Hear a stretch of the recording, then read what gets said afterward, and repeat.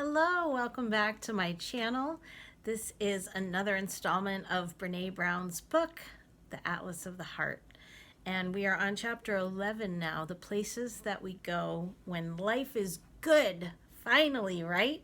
And I have a kitty here who's living her best life. She's really talkative in the background and excited about a new little string that she found that was not necessarily a cat toy, but she's having fun with it.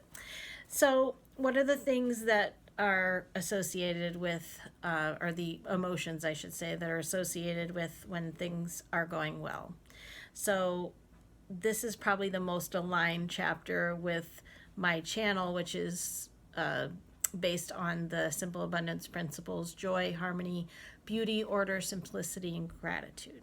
So, we have a few of those words. We have joy, we have happiness, we have calm, contentment, gratitude, and there's one bad one: foreboding. Oh, actually, I take that back. It's foreboding joy, because I thought for a second that she has joy twice, but it's actually part of the foreboding one. So it's not horrible, like just foreboding without the joy, I guess. Relief and tranquility. So just thinking about those words, when you think about joy and you think about happiness, you probably think about them being similar, right?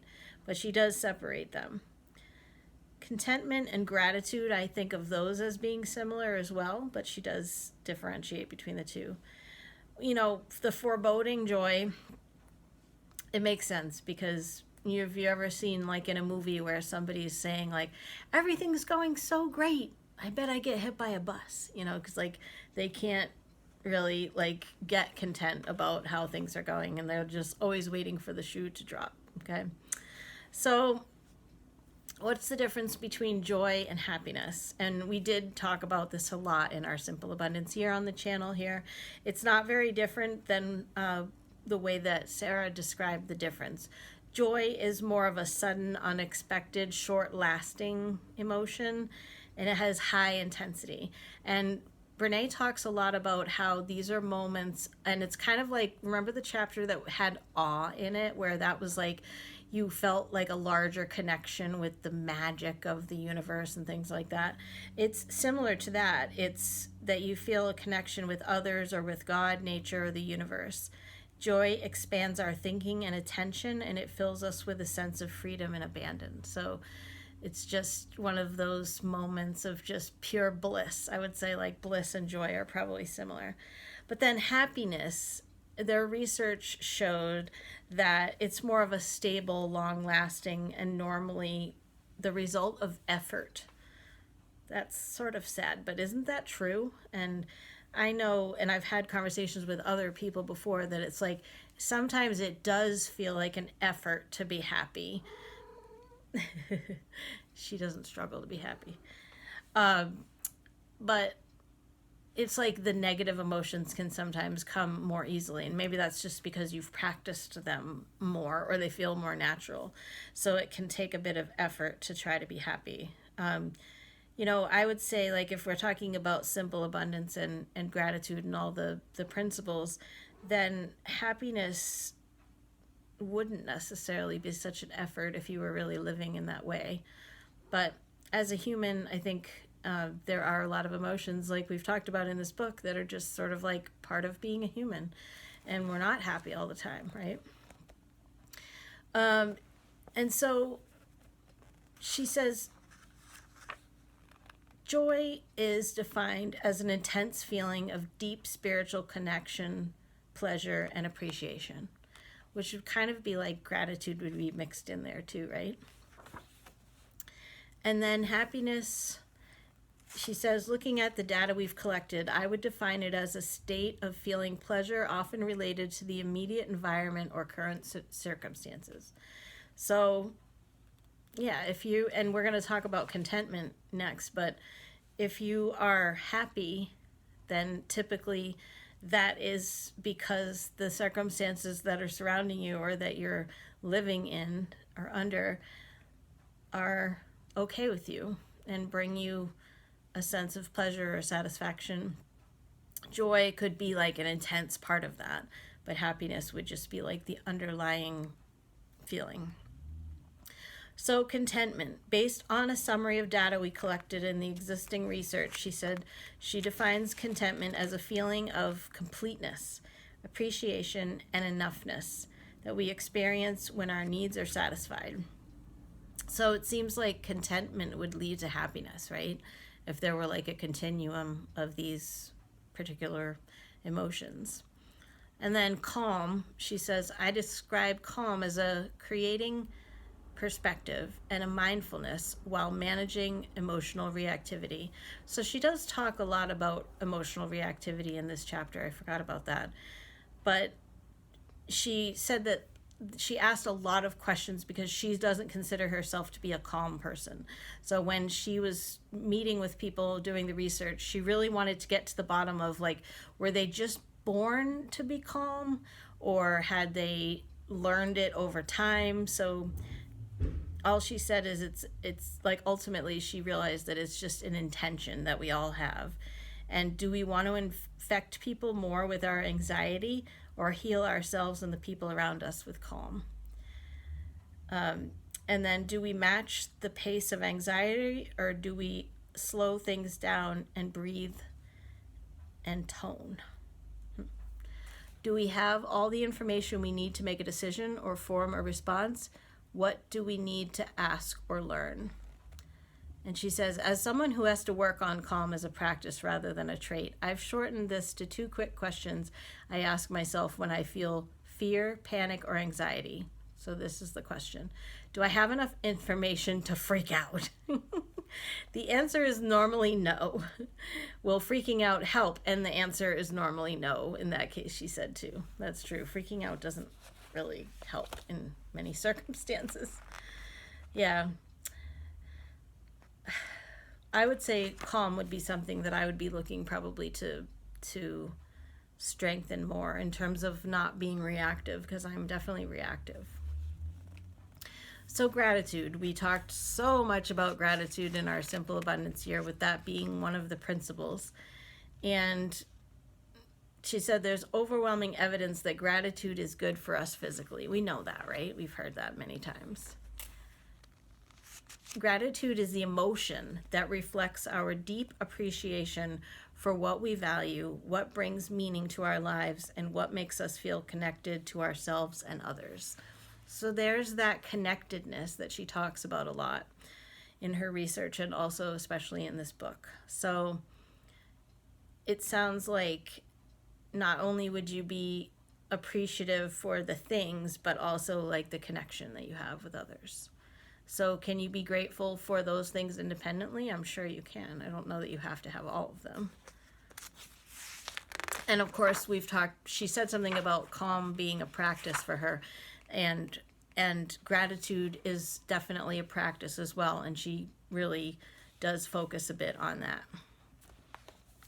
So this is her main paragraph about the gratitude. There are about as many definitions of gratitude as there are research, poets, and writers who examine the emotion of their work. Many of the existing research definitions don't resonate with the way people describe their experiences of gratitude during an interview, like when they're doing their research. Here's what emerged from our work, and that's the thing that I just read. Gratitude is an emotion that reflects our deep appreciation for what we value, what brings meaning to our lives, and what makes us feel connected to others and ourselves. It is an emotion. If we want to experience it in its full power, we must also make it a practice, like I said. And, she says gratitude is a practice that we enrich our lives in meaning, that can enrich our lives in meaningful ways. And in the world of mental health and social emotional learnings, the term cure feels like snake oil to me. Yeah, so she's not saying that, practicing gratitude is going to be a cure for ailments, especially, with mental health issues or like complex situations. But all the research does show, and we've talked about this so much, which is why I'm not going into huge detail on it, that when you do practice gratitude, it can ultimately really help to boost your mood. And it makes sense if you're thinking about the things that you value and the way that you feel connected to yourself and to others, and taking stock of that on a regular basis. It definitely would make you more aware of those things, and probably you would notice them even more when they came into view as well. So what about that foreboding joy? Like I said, it's like the other shoe is going to drop. So if you're afraid to learn to lean into good news, wonderful moments, and joy, if you find yourself waiting for the other shoe to drop, you're not alone. It's called foreboding joy. And most of us experience it. How do you feel? Do you feel like that is something that comes up for you? I don't tend to lean towards that, but I will say, like, sometimes in certain areas of my life, I'm afraid to be as happy as I want to be, or like be able to count on something, because I'm not sure how long it will last, or I'm afraid it's going to be gone. So that would be the foreboding, the fear of it. It's one of those practically universal experiences that everyone thinks of as something only that they do. So she's again humanizing these things. A few people don't experience it, but most of us do. And when it comes to parents, 95% of the parents we interviewed experience foreboding joy about their children. That makes sense too. It's like every little thing, it's like you're excited as they grow, but then you're thinking about like, oh, I don't want them to grow too fast, because then they'll be, they'll leave me eventually. And so there would be so much undertone of the things like that. So in the good news about it, she says that the research that they came up with, that they found that everyone who showed a deep capacity for joy had one thing in common. They practiced gratitude. In the midst of joy, there's often a quiver, a shudder of vulnerability. Like that would be the foreboding joy, right? Rather than using that as a warning sign to practice imagining the worst case scenarios, the people who lean into joy use the quiver as a reminder to practice gratitude. So it could be, in those moments of like holding yourself away from being like as happy as you think you could be, because you're trying not to think about the worst, then yeah, just being like especially grateful and knowing that, things can be fleeting, but being all the more grateful for them. Yeah, that makes sense. And then if you focus on that, then maybe that foreboding joy, or the foreboding part of it, would not be so prevalent. Relief. Yeah, when things are going well, as this chapter is called, or when life is good, in other words, there would be a bit of relief, because you might have had bad times in the past. So it would be a relief to be in a moment or a period of your life that was better, right? The definition that best aligns with our finding is from researcher Ira Roseman and Andreas Edvodkas. I don't know how to say it. It's looks like it's like a Russian last name. They describe relief as a feeling of tension leaving the body and being able to breathe more easily. Thoughts of the worst being over and being safe for the moment, resting and wanting to get on to something else.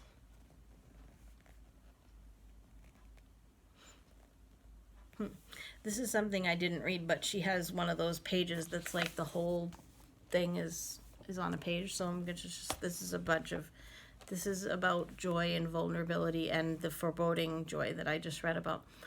When we lose our tolerance for vulnerability, joy becomes foreboding. No emotion is more frightening than joy, because if we allow ourselves to feel joy, we're inviting disaster. We start dress rehearsing tragedy in the best moments of our lives in order to stop vulnerability from beating us to the punch. We are terrified of being blindsided by pain, so we practice tragedy and trauma, but there's a huge cost. When we push away joy, we squander the goodness that we need to build resilience, strength, and courage. Wow, that could be like framed and on a wall. So just like in that having your heart open chapter that we just read last time, and in knowing that that's opening you up for potential hurt and other things. It's like, if you don't give in to that, then you're not going to know love in its full capacity. And just like this, you're not going to know joy in its full capacity if you're not vulnerable enough to allow yourself to feel it and understand that there might be like a tragedy or, you know, trauma or whatever that like is just around the corner. But I don't personally feel like if something good happens that means that there's always going to be a bad. I like what she said though about like being more grateful and realizing like I'm like all I can do is be grateful in this moment. Like I don't know what the next moment brings. But focusing on the tragedy and the trauma really, like, and not allowing yourself to feel the joy, like, yeah, I could see why that would mess with your ability to have resilience in life. And remember, we talked about resilience in the Gifts of Imperfection. That's a big word that Brené likes to talk about. And she says the happiest, wholehearted living people have some resilience. So tranquility is the next word. And how does that differ from calm? Doesn't that sound pretty similar to calm? Tranquility may be my new favorite emotion, she says. Check out the research definition. This is it. Tranquility is associated with the absence of demand and no pressure to do anything. So calm sounds more like your state of being, where you're just, it's like it's a way to describe you. But tranquility actually sounds like almost like a thing. The absence of demand and no pressure to do anything. It's like, sounds like freedom, right? When I think of tranquility, I think of things like calm waters. No demands, no pressures. Take me away. Additional research shows that there are auditory and visual components to tranquil environments, including elements of nature and low levels of noise. Settings that include high tranquility include fields and forests and large body of water. So, yeah. Urban settings tend not to induce tranquility. Yeah, that doesn't seem to be like it would be in line with that. There's a difference between feeling content and feeling tranquil. With contentment, we often have a sense of having completed something. With tranquility, we just relish the feeling of doing nothing. I can see why she says that's her new favorite word, and that's the last word of the chapter. And the next chapter I don't think is a happy one. Yeah, the places we go when we feel wronged. Boy, there's been a lot in this book. Thank you for being here along with me. I have 2 more chapters to finish up this month to end the year. Looks like next time we have some wonderful words, like, and I'm being totally sarcastic, but I'm sure we'll have a lot to talk about. And then the last chapter that was the one about evaluating, I believe. It was like when we take stock. So I'm sure that will be like a wrap up of the book. Hope you'll say hello. I read so much and didn't have much to say tonight, but hope you got something out of it, and I will be back with you soon to make sure that I finish up this book before the end of the year. So thanks for watching, and leave me a comment if you would. I love talking to you and hearing from you, and appreciate all your likes and subscribes and thumbs up and everything. So thank you, and love to you all. Bye-bye.